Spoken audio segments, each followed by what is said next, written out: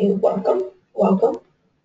I'm Kayla, and I'm going to walk you through the So You Want to Be a STEM Coach webinar. This is our standard webinar we do for new teachers, admins, sponsors, or even parents who want to know what's going on and what Hydrogen Horizon is.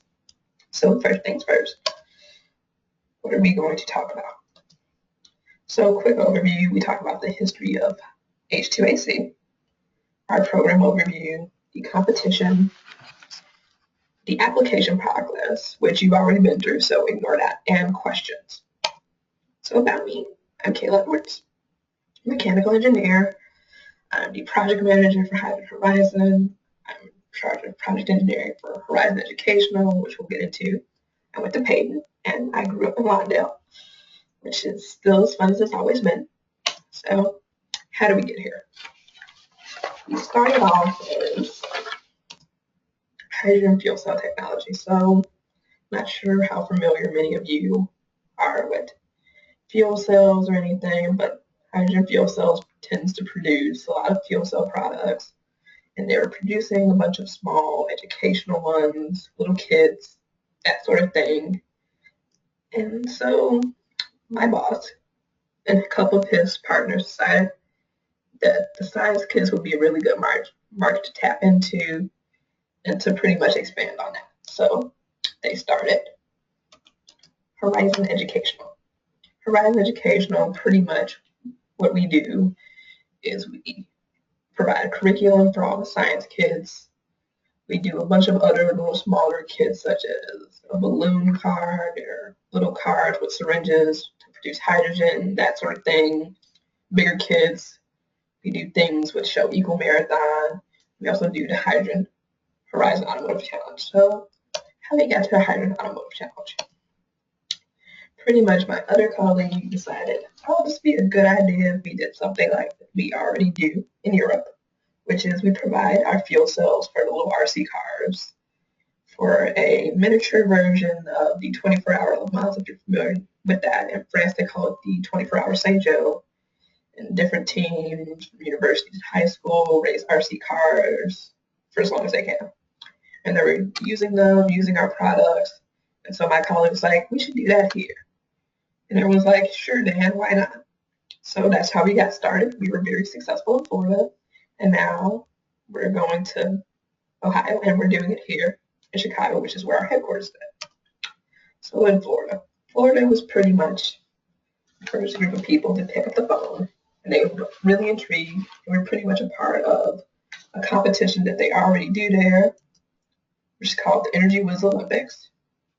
And pretty much they host a full day of STEM activities from about, let's say, kindergarten to end of high school with solar cookers, science Olympiad, and a bunch of other things.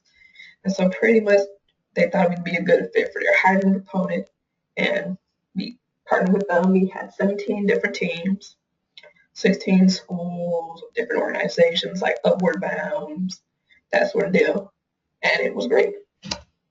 So we're in Illinois and Ohio. In Illinois, we partner exclusively with Chicago Public Schools because we felt it was a good fit. We spoke with Shonda James, and she thought, I really like what you guys are doing. Please, please, please come to CPS. And in Ohio, we're there, but recruiting how we do in Florida, which is we do statewide. So it's anyone in Ohio can do it, but that's not the case here in Illinois. So what's required for H2AC? STEM coach. Now we want to get in the habit of empowering our teachers by calling them STEM coaches because you guys do dedicate a lot of your time. 4 to 10 students. So the asterisk is there because we open it up to anyone in your high school that wants to participate. But for the actual pit area, we say we give away 4 to 10 trophies. So we give away a maximum of 10 trophies or ribbons or medals, however we do it this year. And that's pretty much why we say 4 to 10. But you can open up to the art department, you can open up to math, whoever you feel that would be interested in doing something like this, you can do it with them. And then the hard work. It's a grueling 2 days, so please, please be ready to work hard. So what arrives in January? Well, actually, in your case, it may be December. Science kits. So we have this really big science kit, which is one of our premier Horizon educational products. And there are solar panels, wind turbines, and what isn't pictured here is pretty much the Hydrogen Field Pro, which charges the little hydrogen canisters. The reason why this is a prereq to the project you see before you is because we say, you need to be able to charge the hydrogen sticks, which are little canisters you see. Trust us on this that you want to run through at least one or two of these exercises, and we tell you which one would be the best to do for this project because you need to be able to charge the sticks. Just trust us on this. The chassis. It's pretty much everything but the car body. This year we made our own manual because Tamiya, who is the chassis provider, provides a pretty unclear example. And we also provide a fuel cell and a controller. Everything but the car body, which we'll get into. What's needed for the competition. So when you arrive in 2 days in May, which will be May 6th and 7th, you're going to need to have a video presentation ready, a design report, but don't think that it's like a 20-page college level report. It's really just 5 to 6 pages of what you did, what you changed, things like electrical, making sure no one gets shocked on the track and that sort of thing. That's what we look for in a design report. A working car. Believe it or not, a lot of our cars actually didn't work in Florida, so we say a working car because we do pre-race and post-race inspections, make sure everything works, nothing falls apart, and a full semester of 45 months. So we start recruiting in the fall, but we do the project throughout the winter, and it's pretty much 4 to 5 months, and we'll go into that. So semester in HWC. So car body construction. We partner with Autodesk to do, provide software for free. They make the tutorials, and there's always going to be someone to support you guys when you have questions about using Autodesk, which would be the Fusion 3D and 123D Maker, which would be the software provided. Now this year, we want to require that each team construct their own car, whether it's with 3D printer, printing everything out, cutting it on foam, CNC machine, that sort of thing. And don't worry, there'll be an opportunity for everyone in Illinois to either go to Northwestern or IIT to do this project if you're uncomfortable doing it at your school or need access to any of those materials.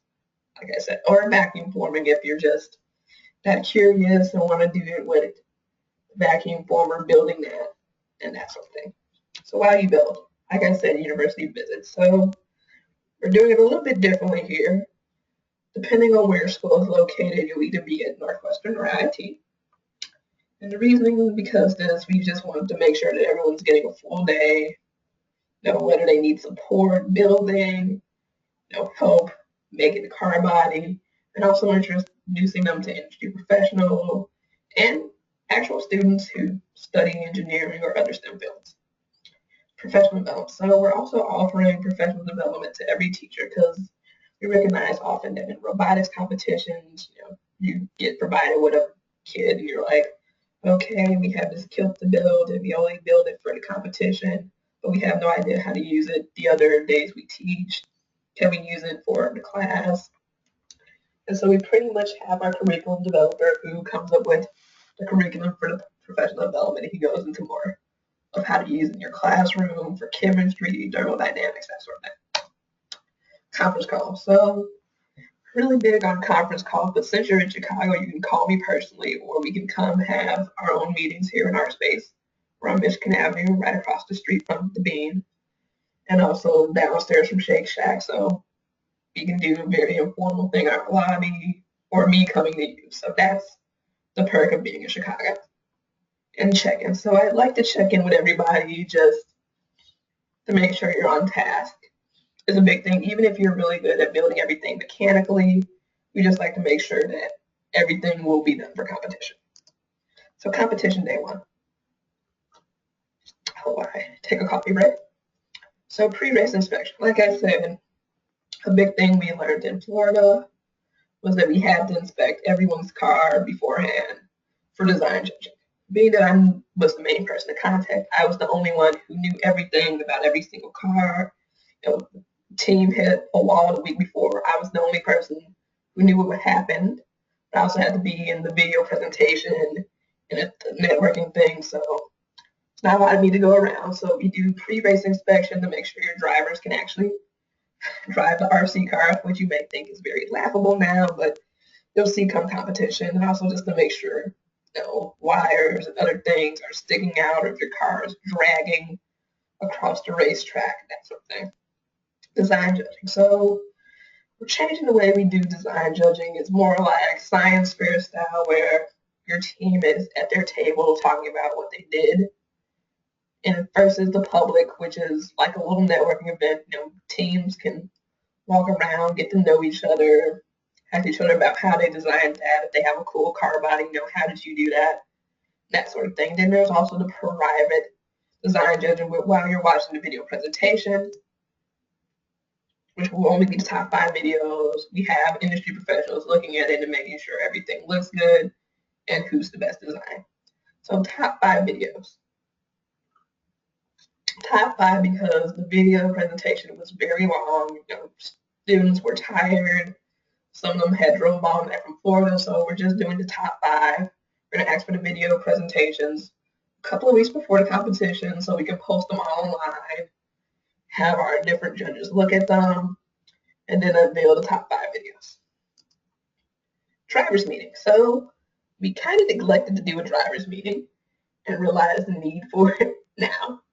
Drivers meeting would pretty much be, us going over last minute rules, because you guys are in the middle competition. We'll know a lot of things from Florida and be like, okay, this didn't work out in Florida, or this piece commonly broke, so these are things to look out for, that sort of thing. Video presentation.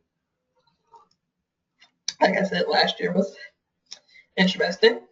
Please, please, please don't wait till the last minute. Now, the reason why we have a 2 week before the competition deadline on video presentation, because we do realize teams wait until the last minute. You want to make sure that we have each video that is compatible, that we can view it, and then we can actually take the time to give you guys a full analysis of your video. If you have an AV department, video team, the art department makes great videos, go to them. We try to be interdisciplinary with our competition. If you're like, I think this would be a great project for you guys, have them help you. This year's video presentations are custom. So this year in May, we discovered that we did the videos and we had a very vague prompt, and some teams were really good at executing that vague prompt. Other teams were it was really hard for them. So this year we're going to have a bunch of different subjects, because we're doing Ohio, Florida, and Chicago, and we don't want to see the same 60 videos. So different subjects for everyone, and we'll see. Competition day 2. All you need to do is arrive, race, reward. It's 6 hours. There'll be food. We ask for no coaches or parents to be allowed in the pit area. It's just the kids racing the car the entire time. And then at the end, we'll do a reward ceremony and everyone gets to go home. Yeah. So cost. So as you guys may have noticed, there is really no cost for this. We provide all the equipment. That's a part of our partnership with CBS. We said we would cover equipment, we would cover everything, and we take care of travel, which is A star. So I knew when I went to CPS, bus cars stopped working at 8 o'clock. Another thing, from where I'm from, the Harrison bus does not run until 10 o'clock. So what we're trying to do with Chandra James, we've spoken to her. She said, depending on where schools are located, she'll look into making sure you guys have buses for getting back and forth to competition, universities, that sort of thing. So don't worry about it. The only thing you should really worry about, let's say if you want to vacuum form your car, that's pretty much a less than $50 expense.